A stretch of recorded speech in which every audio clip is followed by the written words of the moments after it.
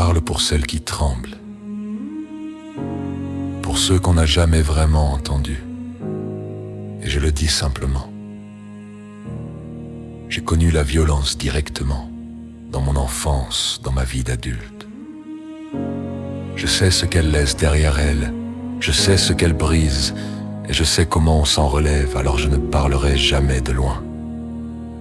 Je parle pour un pays qui veut grandir, s'enfuir, sans mentir, sans maquiller ses chiffres derrière des phrases vides. Je parle pour la France lucide, cette maison qu'on répare pierre après pierre sans faire semblant que tout va bien. Chaque année, des centaines de milliers tombent, des femmes, des enfants, des hommes, des familles fracturées, 271 000 vies enregistrées. Plus d'une centaine de féminicides et l'État qui met moins d'un demi-milliard, là où il faudrait 2,6 milliards. Alors oui, je viens dire que ça suffit. D'autres pays ont montré que c'était possible. L'Espagne a réduit les violences en créant une justice spécialisée. Le Royaume-Uni a uni ses services et fait chuter les violences répétées de 40 à 60%. L'ONU et l'OMS disent la même chose.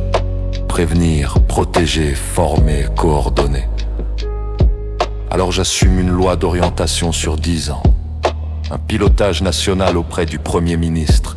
Des pôles judiciaires dans chaque cour d'appel, des équipes mobiles dans chaque département, des plans annuels, un suivi réel, pas un document rangé dans un tiroir. Et surtout un réflexe national d'urgence, abri en 24 heures, protection judiciaire en moins de 72, les enfants exposés enfin reconnus comme victimes, pas accessoires, pas secondaires. Le système d'information se construit pas à pas. Signalement, ordonnance, hébergement, tout centralisé, tout suivi, tout contrôlé. Derrière des femmes et des hommes formés, référents, psychologues, éducateurs, tous soutenus pour ne pas tomber eux-mêmes face à la violence. Le budget, entre 650 et 850 millions au début, puis 1,5 milliard à 2 milliards, puis 2,3 milliards à 2,7 milliards, moins d'un dixième de % du PIB. Et sur 10 ans, la réforme s'autofinance. Chaque euro investi aujourd'hui évite plusieurs euros demain. En santé, en justice, en police et en protection de l'enfance. C'est un coût minime pour la nation et un gain immense pour la société. Une goutte dans les comptes du pays. Un océan pour celles et ceux qu'on protège. Et puisqu'on parle de vérité, on mesure, en 2029, la moitié des mises à l'abri en 24 heures. En 2032, une baisse de 30 à 40% des violences répétées. En 2035, un recul net des violences graves, pas des mots, des faits. La réforme est protégée, surveillée, consolidée. Un vote qualifié pour la modifier. Un comité éthique, un observatoire indépendant des résultats publics. Une clause de revoyure tous les 3 ans. On corrige, on ajuste, on améliore. C'est ça, gouverner. Et au-dessus de tout, un pacte. Au-delà des partis, des querelles, des drapeaux, protéger n'est pas une opinion. C'est un minimum moral. Je parle aussi en tant qu'homme. J'attends la validation de mes droits par la MDPH. Et en attendant, je vis avec mes propres moyens. Juste assez pour tenir debout.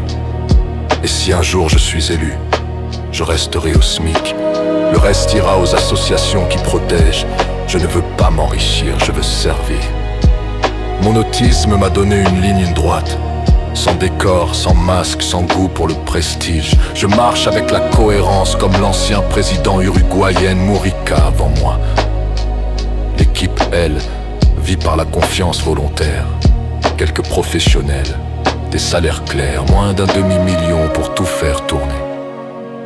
2 centimes par citoyen suffirait pour un an de travail. Les dons ne me touchent jamais. Jamais. Mon travail, je l'offre, je ne le vends pas. La seule richesse que je prends, c'est celle qu'on partage. La confiance nécessaire pour faire tourner une équipe propre et transparente. Protéger rapidement, prévenir efficacement, reconstruire dignement. C'est ce que je propose, pas une promesse, une structure, une méthode. Un pays qui se regarde en face,